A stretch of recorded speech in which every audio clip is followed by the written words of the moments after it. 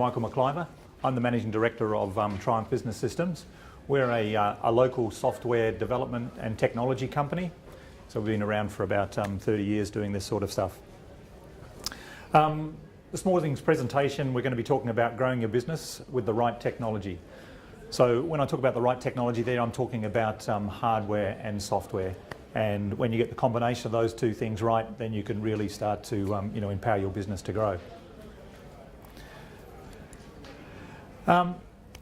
This was a snippet I got from the Sydney Morning Herald not so long ago, talking about how to grow your business in general. And they came up with 10 things that they had put their top 10 in terms of stuff. And they're all fantastic things, and they're really great. But I think they left out one pretty critical component, which was the fact using the right business software. Okay, so using the right business software, it not only improves your efficiencies, but it can help you drive sales and it can reduce your costs. Okay, and if you get the right technology into the hands of your employees as well, not only are they being more efficient, but they're actually enjoying what they're doing because they're more productive, and people always like to be more productive. Some of the warning signs in terms of when you start to grow your business and you start off fairly small and organically, and then things happen over here and things happen over here, and so all these little components get added on. And generally, being the person that's grown the business from scratch, you're normally the one that actually hangs it all together. So part of this whole process is actually being able to put something in place that takes that pressure away from you, puts all the business processes on so other employees are empowered to do their thing, and leave you to get on with yours and potentially even take a decent break and that sort of stuff. But if you have a look at some of the warning signs for people when they're doing this sort of stuff and they're growing, is you're starting to work off more and more spreadsheets.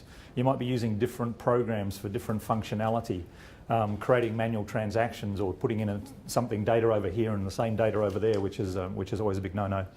You're not able to find easily what you're looking for.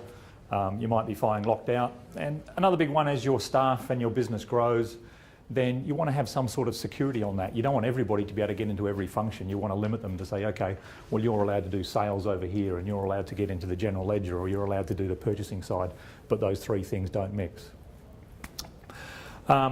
Relying on multiple plugins. I mean, some of the products at the lower end like Xero and MYOB are fantastic products, but once you start looking at the different functionality as you grow in your business, having a plug-in to do this and having a plug-in to do that and having a plug-in to do that, it really starts to get a bit messy.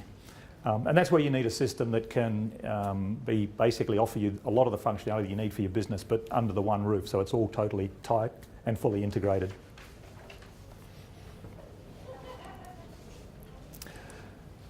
So some of the things about what we call a ERP software, it's just another acronym, stands for Enterprise Resource Planning. It really means those systems that are at the next level beyond, say, an MYOB or a Xero, that don't just do the accounting functionality, but they actually do a lot of the business processes as well. Okay, so those sort of softwares can monitor, they can control and help automate some of these processes. To be able to do that, they need a complete understanding of all the elements in the system, so it's no point having a bit over here and a bit over there. It needs to have all the bits in between so they can talk to each other. It's like having a chain. If you've got a link missing, it's not going to work for you. By nature, they're generally more sophisticated and a little more comprehensive than what you see at the lower level. But each component understands and can talk to each other component, and that's quite a difficult thing, so that's why it's often good to have a fully integrated system. In terms of our own software, a bit of a delay there. In terms of our own software, if we just have a look at some of the modules we might have, on the right hand side is probably some of the standard modules, for inventory and customers and suppliers and general ledger and stuff. And then on the left-hand side is some of the other modules that we do for bigger organisations. So being able to have control your organisation within different branches or different separate branches. They can actually have their own ABN at their branch and they can get consolidated reports. Being able to transfer stock nicely between the different branches. Managing consignment stock. Having manufacturers' catalogues. Getting into the job costing and quoting side. Having a fully integrated retail point of sale. Things like time clocks, integrated e-commerce, paperless picking, fixed assets. Some of the other ones, electronic document interchange, very important for efficiencies and stuff as well. Business intelligence. So we're going to have a look at some of those later and actually get a glimpse of how they actually operate. So we're not just going to put the words up there. In Just to highlight some of the integrations, if we talk about integration, if we just have a look at one, say, key area, which might be in the job costing and quoting area. So if that's your sort of business stream, you might start with a quote. So to do that sort of thing, you need a job quoting functionality, okay? If you win the order, you want to be able to raise purchase requisitions. So actually say that, okay, so that stuff I quoted from, those materials or that subcontractor or direct purchases, they need to be raised as purchase orders at some point. So it will go and raise a purchase requisition. That doesn't mean it's actually gone to the supplier, so we also have a purchase ordering module, which actually says, okay, now we're going to send it to the supplier. We might have held back on some of those because they're not required. Obviously on a job, you might have your own internal inventory, so you want to pull parts out of that inventory. So you need the inventory module. Point of sale, so we use point of sale. We found with some of our bigger customers in the jobbing environment, when they were using consumables, that they were just disappearing and they weren't getting costed. So what we did is we modified our point of sale system to introduce it to a job costing. So they scan all the materials they need, but instead of selling it to somebody, they just punch it out to a job. So it works really well and really efficient for them. Obviously in a more manufacturing environment, you might want to have a bill of materials. You need time clock and payroll to record the employee's time. You want to enter subcontractor invoices, so we're talking about suppliers or creditors there. Utilising resources from other branches, so multi-branch, that sort of comes into it. Recording depreciation against assets, so fixed assets. All that's feeding up into your general ledger, so obviously you need a general ledger module, obviously. At the end of the day, when you finish the job, you need to be invoiced to your customers, so you're now interfacing to your customers module. And then lastly, once you've got all that information sitting in your job costing system, you can start getting meaningful reports about, what areas are you making profit on, what are you making a loss on, what do you need to improve, what do you need to tweak. So what I'm trying to highlight here is that's just one example in one industry about all the different modules that you might have to integrate. Now, if you try and do that with lots of different disparate systems, you're going to come unstuck pretty quickly. So that's why you need to look at something that's just a little bit higher that can take you and give you all that integration together. Some of the other examples of ERP, the next level type systems, is that things to automate your stock reordering. Okay, so I don't want to have to do it all manually, especially in a large organisation. I might have 10, 20, 50,000 stock items. I don't need to do that myself. The system will do it for you. 360-degree back ordering. So if I don't have that stock for that customer, I don't have to get somebody else or ring up and get a purchase order. The system will automatically create purchase orders for me dynamically.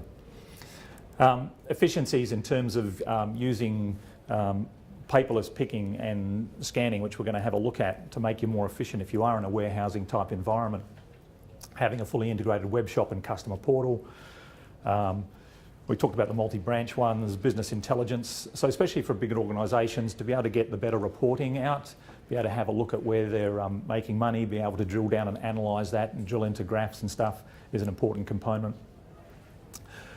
We also do things like integrate to voice over IP systems, so instead of having to punch in the numbers on your phone, you can just look up a debtors list, click the button and it'll automatically call them, which is quite cool.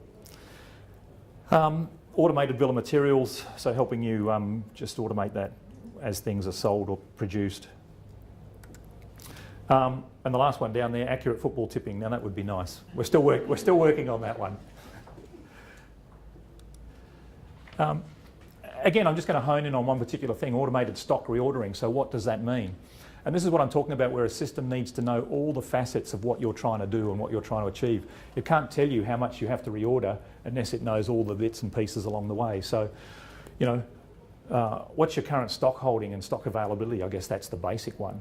But what else has been reserved for customers or back ordered for customers, reserved in the job production or manufacturing pipeline? What products are we already expecting in from suppliers, so we don't want to over-order or reorder?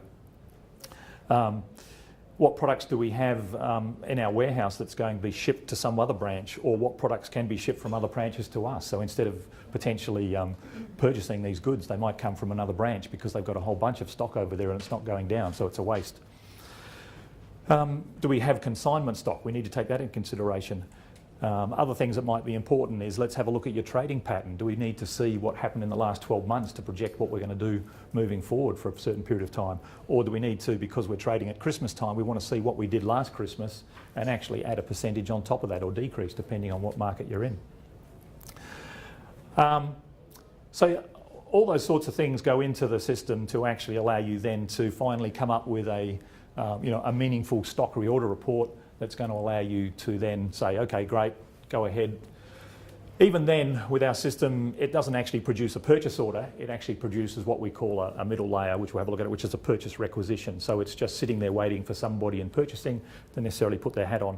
And they might have a final review of that and say, oh, we need to order some more of those or less of those, or they're out of stock now, we don't want those. So you can still tweak it before finalising it. But the thing is, it's all integrated. So you don't have to key anything in again. You produce the report, it goes into purchase requisitions, it then becomes a purchase order, simple as that.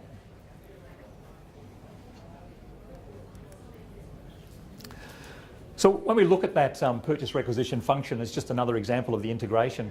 So if we have a look at, we have customers that want to purchase stuff from us, and if we don't have those goods, basically they're going to go on back order. And when somebody's on back order and the sales guy's there, so yeah, we can get that in for you, no worries. He writes it on a piece of paper maybe. Depending on what happens to that piece of paper, the goods might be ordered on time from the supplier, they may not get delivered to the customer, they may get forgotten about altogether. We want to avoid all that sort of stuff. So we want to have a system that can actually allow the sales guy to just move on to his next sale and forget about all the rest of it. And that's what the purchase requisition does. It's the glue between back orders and purchase orders. So the back orders feed into purchase requisitions, which feed into purchase orders. And eventually the goods will either come back to us and the customer comes in to collect, or potentially the supplier will actually direct deliver. Got a question. Yeah, sorry.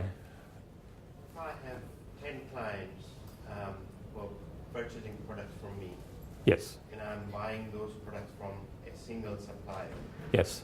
am I able to, on the purchase order, indicate for my internal records who those clients are? Yeah, absolutely. Is there a place where I can put a note in? Yeah, well, you don't even need to do that because the system's integrated. When that purchase order is raised, so that's a nice point to bring up, it knows that it's linked to that customer order. So when the goods come in from the supplier, the system will actually tell you these items were for this supplier on this particular order, and there's no more goods to be waited, so you can come and pick them up, or there's more goods to arrive, so you might want to hang on to it. So that's all part and parcel of it automatically. Yep. Yep.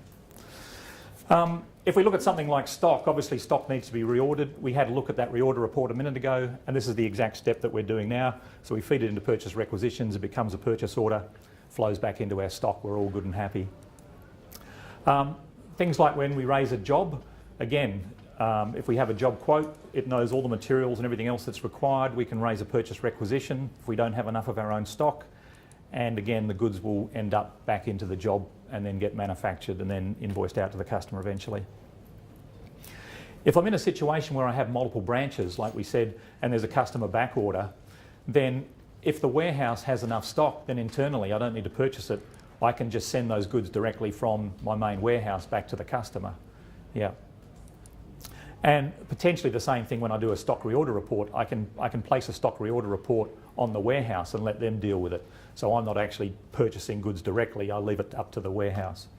But if the warehouse doesn't have those goods, then obviously it needs to eventually create a purchase requisition that needs to flow back through the system, either to the customer or through to the store.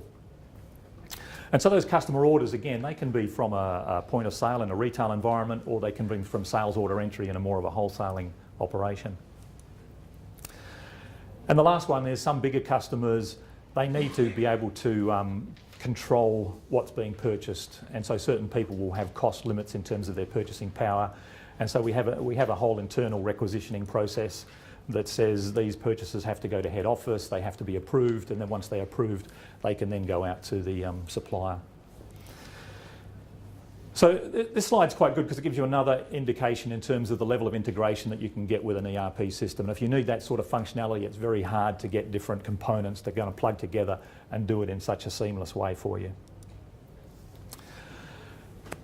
Okay, so at this point here, I thought we would just dive in and have a look at some of the things that we've been, not necessarily, well, bits that we've been talking about earlier. Today I want to focus on some of the newer stuff, which is more the technology stuff. So that's where the real efficiency improvements are going to come for your business and for your staff.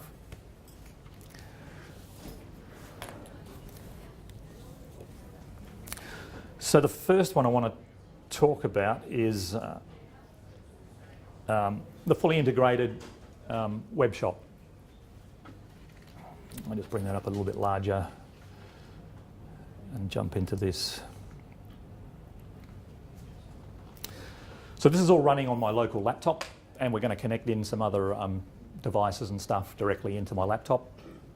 So what we've done is we've actually brought up the web shop.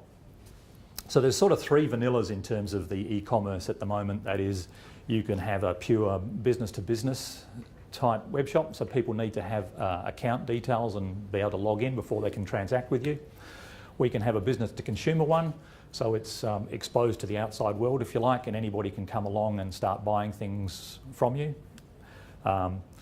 And the third one is where I have a number of clients that don't want either of those two shops, but the main reason they want it is for a customer portal. So that customer can log in and he can have a look at all his transactions, he can reprint his statements, he can pay his accounts, do a whole range of different bits and pieces.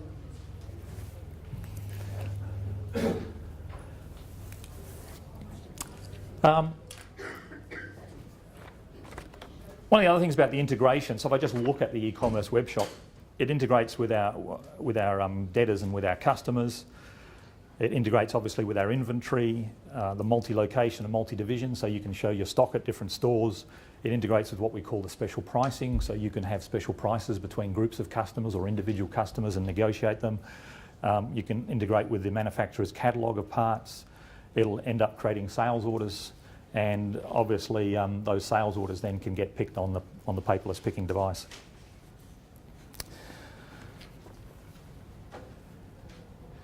So when I come in here, the first page it comes up with is the highlights or the specials page, so you can nominate which products you want to appear on your specials page.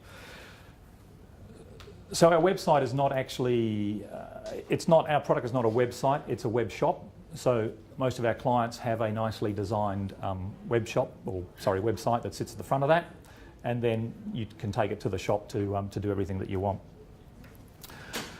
From there you can then start clicking on it and you can add products to your cart and potentially check out. If I wanted to look up things by a particular brand or category, I can pull down the menu and just say, okay, let's have a look at the clothing, or let's have a look at the equipment. And we can drill into something like that. This particular product has different colours. We can look at the different product holdings at different stores. We can show the front and back pictures, or however many pictures you've got on your item, and we can choose different colours if we wanted to and add that to the cart. People can also use what we call the mega menus, so to make it easy for them we can just drop down the mega menu by category and by brand and start drilling in that way if they want. Or if they knew the name of a product, then they could just say, so this brings up the office pads, anything starting with the word pad. So it's very easy to find things and very easy to transact. We can then go through and have a look at our cart. So we've got 4 items in our cart. We can then go and drop things off if we wanted to. We could add things manually. One of the other nice things that you can do if you're an internal person, you can also, if you know the product part, especially in a business-to-business environment, you don't have to go through that process. You can just punch in your part number and it will immediately come up on the cart for you. So let's just go through and do a checkout. So we'll check out here. It wants a name.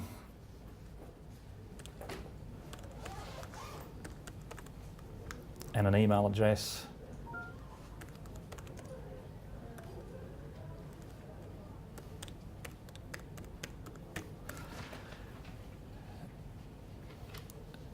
And then as we move on, okay, so we also have facilities to, we can either deliver or we can click and collect.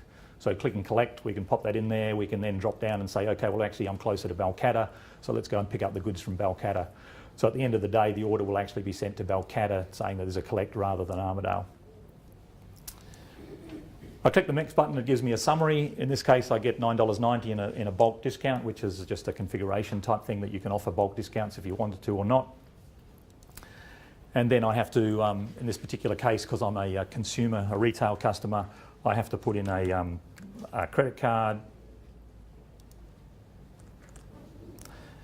and a security number, and if I process that, okay, it's then gone and we've receipted the money. It's now sitting in your bank account. It's processed with the credit card gateway.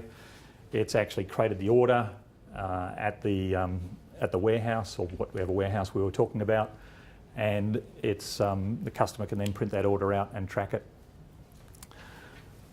So at this point in time, we'll come back to this one, but the order's sitting in the warehouse, and the guys in the warehouse, if they've got the right technology like this, they don't have to wait for a piece of paper to come out. They've just got their scan guns, and the order will come up on their scan gun and say there's another order to go through.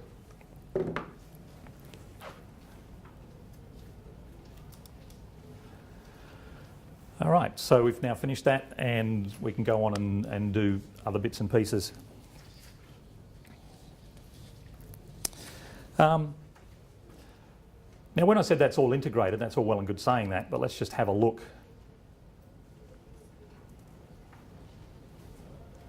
Okay, so this is the company that it's linked to, that particular e-commerce website. And in Triumph, you can have multiple locations or multiple branches like we spoke about. We do have clients and we can drive multiple websites at the same time, so it's not just one. So you can have one that's a wholesale website and one that's a retail website.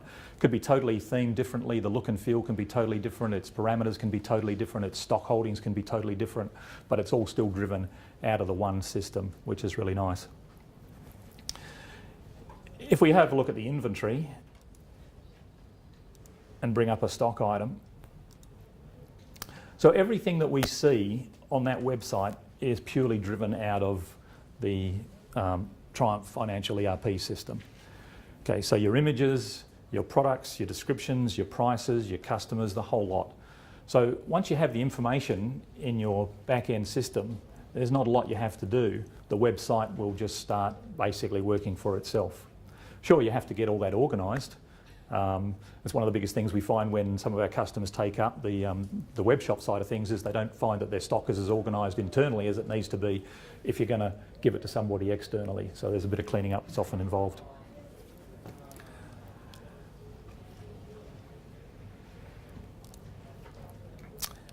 But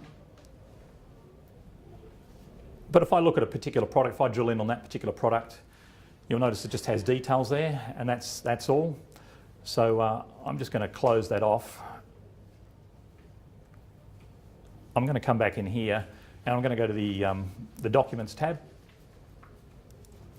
And I'm just going to tell it that I want to link in a document. And I'll say, let's link in the Christmas catalogue. It could be, it could be a document about the specifications of this product. It could be a document about hazardous warnings, anything like that that you wanted to put in there. It's automatically said for me that I want it to appear on the e-commerce, so you don't have to make it appear on the e-commerce website. And you can then give it a description and you can give it a heading. So 2018 Christmas catalogue for kids or something like that. Okay. If I then go back to my web shop and have a look, I'm actually going to sign in as a particular customer.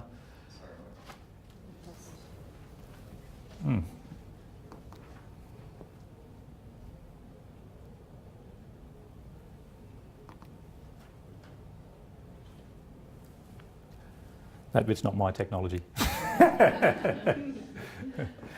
Thanks, Tom. And now if I drill down and have a look at it, we've now got a little Documents tab here. And I could have all my different documents, or I could have separate, you could have a tab going across the top if you wanted consistent documents that said, specifications, for example. And now that allows me to go and click on that, and it'll bring up the PDF or whatever document that I linked to that particular product, to that particular website.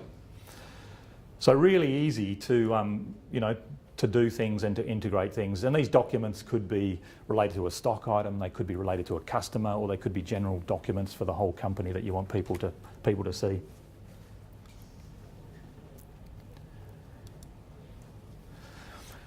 Okay, so some of the other things, now that I've logged in, a couple of the other things I want to look about is that we have orders and accounts. So in here I can look at my orders, I can see what's outstanding, I can view the details of those. It'll actually show me whether any of that product needed to go on back order, so I have to wait, whether the order's been picked or whether it's been shipped.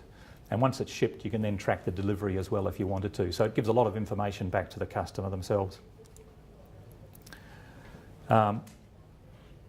If I have a look at a history one, there's one sitting in there, and if I view the details on that, it shows me all the details. I can then click on the delivery and see where the delivery is. It's being delivered by Australia Post. It's got a consignment note number there, and if I click the trace, it's actually going to take me to the Australia Post website, and it'll actually show me exactly where that delivery is at in relation to the person that's delivering it. So in this case, Australia Post.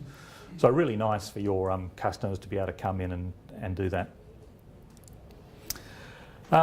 In terms of the account side, so if we click on the accounts, it brings up a summary of the actual customer's account. It allows them to, okay, so I can now pay that. I've got a number of overdue, there's 5,000 or so overdue. I can click the pay button and we can come in and say, yes, I want to pay this one, I want to pay this one, and maybe that one, and I can go ahead. And it will actually allow me to, again, put in my credit card details, take the payment on the website, and immediately put that through.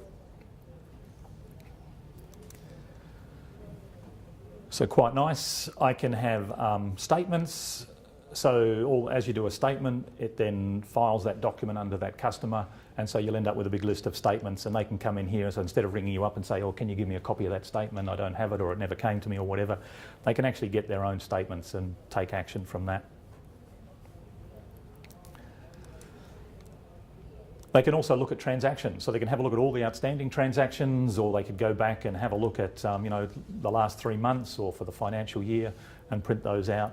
So if I wanted to come down to an invoice here that's outstanding, I can then just I can either just do a view the details on the screen, or if I want to have a preview of the actual PDF transaction or invoice, it'll then bring up the invoice for me, and then I can then download it or print it or do whatever I wanted to do. So that's all pretty neat. One of the other features about the payment side as well is that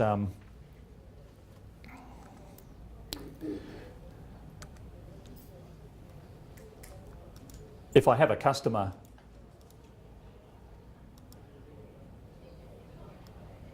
and I'll just bring up a customer, go to the transactions, go down to that particular invoice, and let's just preview that. As part of the invoice that gets generated, you can turn on what's called a Pay Now type button. So at the bottom of the invoice, there's an option to Pay Now. So they don't actually have to be, this allows them, they don't need to be a customer that has access to the customer portal or anything. You can just send out that invoice as long as you've got the payment facilities in the gateway.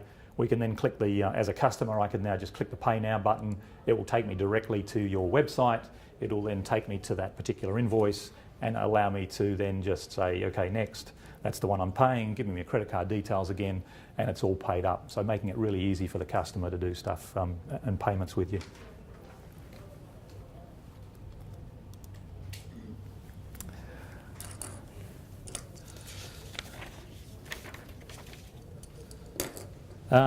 Okay, the last one I want to talk about there is just I'm going to sign out, and I'm going to sign back in as a different user. Okay, so I'm now signing in as an internal salesperson. And what happens in this case, because I'm an internal salesperson, I'm actually linked to a number of customers, and so I can choose which particular customer. So again, the customer might not even get onto the portal for themselves. I might have a sales guy that goes out and sees these customers. He says, okay, well, I'm going to see this customer today, so that's the one I'll choose. And then basically he'll go through things with his customer, work out the orders and place it all on his behalf. So it makes it really easy for your mobile sales guys that are out in the field to go and transact for their customers on their behalf. And that security is linked in, so they don't get to see everybody, they only get to see the customers that they're linked to basically.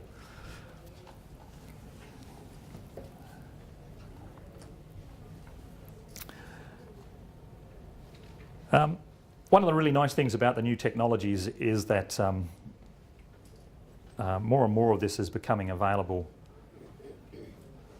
through different devices. So what I'm showing you here that's fully integrated into Triumph is on a desktop, but we can then translate that to doing stuff on a phone, or we can do stuff on a tablet, and it will all respond nicely and allow the customer to have a good user experience.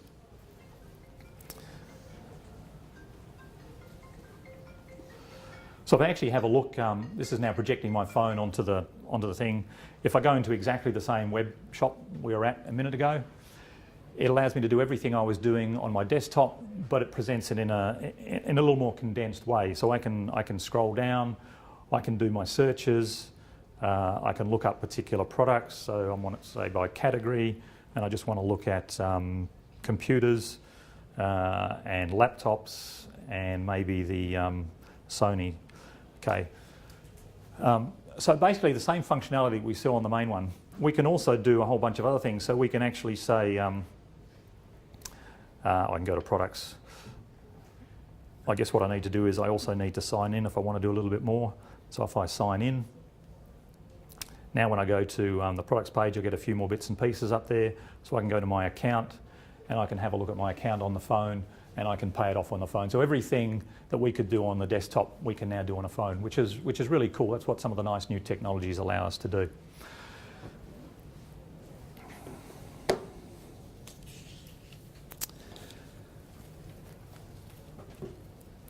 Okay.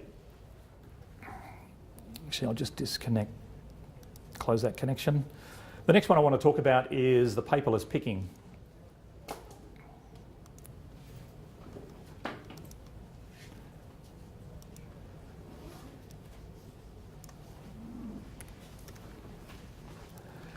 And if we go into the paperless picking, basically, and sign in, and I'll do that the same on this one here. Okay. We can then start picking stuff. And what's really cool about this is that the system will actually have a look at the stock that's on a particular order. Potentially it'll split it up into multiple orders. So if I'm in a warehouse that has dry goods and wet goods, I have totally different people picking those different orders. So it'll split that up for you. But when I select a picking slip, it will actually guide the operator step by step through the warehouse. So it will actually tell them exactly where they have to go and what they have to pick. And it will have pictures of the items on and everything else. So if I just say, pick the next one, pick the next picking slip, I just OK to go. It then tells me a particular item I've got to pick, which comes up on the screen. And if I fire it off, it then scans it, tells me that I can move on to the next one, etc. But yeah, so one of the beauties about that is that in certain environments that we've been involved in, the guy that does the picking, sometimes he needs a whole year or two just before he understands the complete warehouse. I mean, it's a bit of a nightmare. So to get new people and get them trained up is almost impossible. So when you think about, hey, I've got a busy period coming up at Christmas, I just want to employ a few more people, well, you're sort of buggered. So, but with this sort of technology, within a couple of hours, you know, somebody with half an house is going around the warehouse. He's got the picture of the goods there. The scanner tells him if he's picked the right stuff. He's put it in his little trolley and he moves on. I can employ half a dozen university casuals at Christmas time, and then, you know, when they go back to uni, I don't need them anymore because the Christmas rush is finished. So, you know, great sort of technology to save you money and make you more efficient.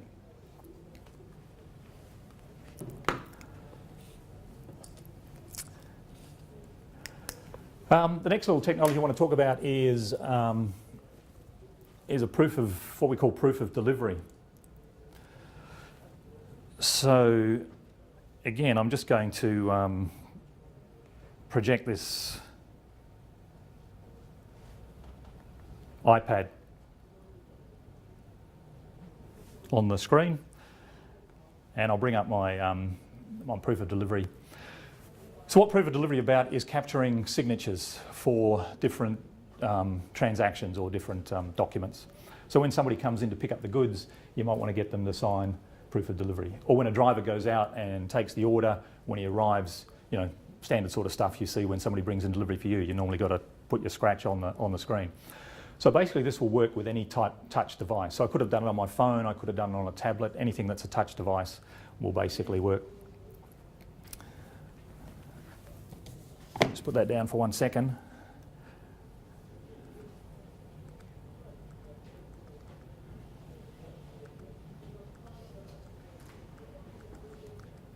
Okay. So if I go up to a place where I need to capture a signature, or I can capture a signature. Well, the other thing I should have said is that while that's running, if this is a desktop type display at your counter, you can have whatever images and stories that you might want to project. So it'll just sit there and roll around and keep the customer engaged, or tell them about your specials or your new product. That's really up to you. When a signature is required, it will then change and pop up the signature box. So if we just go into sales order entry, and I'm going to bring up an existing order. Actually, it's one that's been closed. I just go down to the transactions and have a look on the invoice there, and I can say, hey, I want to capture that signature. And if I go back to my my screen, it's actually changed and it's gone to the capture signature type page, and it's waiting for me to sign. So if I put in my signature, okay, and then save that, captures the signature, moves on again, and the rest of the system is sweet. So if I come back here and say that was signed by Mike, press OK, it's captured that signature. And if I do a preview of that, yep, lo and behold, forever and a day, if the customer goes through the website, or you print one out, or you email one, there's the signature to say that he's collected the goods, everything's hunky-dory, and so there can be no dispute about it. Yeah. So yeah, so we're using more and more of that technology to help people capture the signature. One new one we're working on at the moment that's not quite ready on that is that if I have a document that has a barcoded document ID, I just have to go up, scan the document, and it will then immediately ask me for the signature.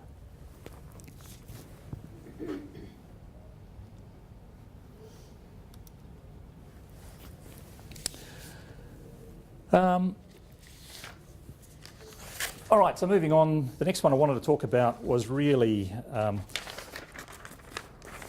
this again is fairly new, and that is the fact that these scanners are great. I mean, if you're using them all the time, that's what you really want. You want a gun-held scanner that's got a nice barcode reader and it's very efficient. But they can also be fairly expensive. So if you're only using this once a year for, say, stock taking and stuff, then what we've been able to do is actually move that technology. And again, if I cast my screen,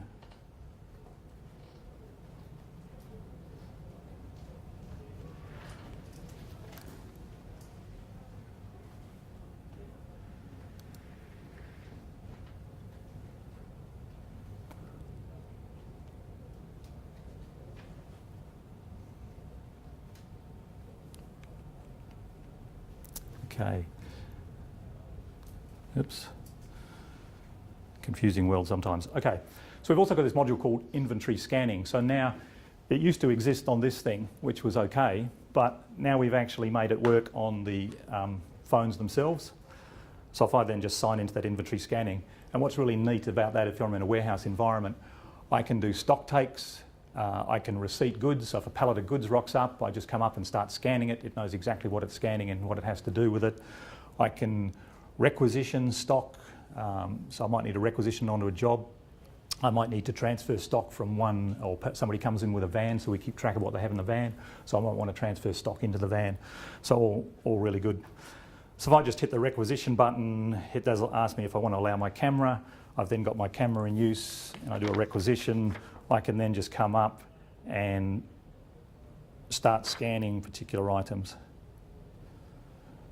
Normally the sound comes on. I'm not sure why the sound has gone off. But you know, from an efficiency perspective, you can imagine instead of having, say, 2 or 3 of these, come stock take time, you can tell the guys you've got half a dozen, say, bring in your iPhones, go to this web page, we're all going to go out and count a different row, job's done by lunchtime, yippee-doo. And of course, everything that you're scanning in there is actually recorded in the back-end system, so it's then flown through into my inventory, into my stock take facility. In a similar vein, we have a module called job mobiling. So if you're in the job environment or the jobbing environment, It can't keep up. Okay, so that's better. Again, so if I'm in the jobbing environment, I've got my mobile workforce and they've got their phone, they can start recording things on their phone about what's happening on the job. So they can put their time in, they can put the expenses in. If they have stock in their van, they can pull stock out of their van and cost it onto the job. So you're knowing at the source that everything's being captured. So that works really, really well for the guys. So we can start a timer off there. It's gone red to tell me that I've got something running. I can have multiple times going at the same time if I wanted to. And then when I've finished, I can click the finish button, say yes. Again, because I've got signatures turned on, it's saying to the customer, can you sign that timesheet off? So he signs the timesheet off, and basically we can then save that, and it's then processed in the system, or it's waiting in the back end for somebody to, well, it's automatically popped up a little document for me, waiting for the people at the back end to check it and make sure it's all good.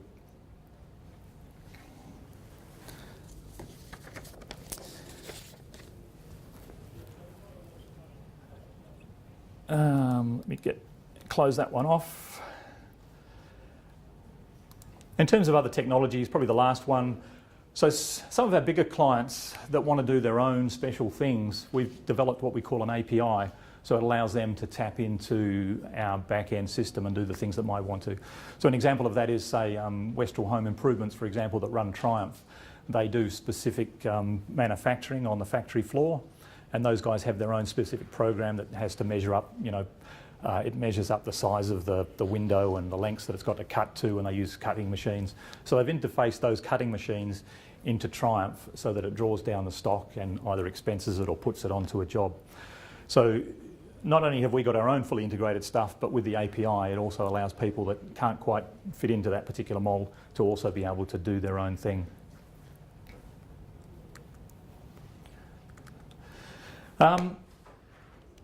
If we just wrap up some of the other things, I mentioned the integration. So integrating between customers is a big efficiency drive. So you want to have a look at EDI if you can transact electronically with different customers. The business intelligence reporting tool is great for customers to be able to get more meaningful sales and report information.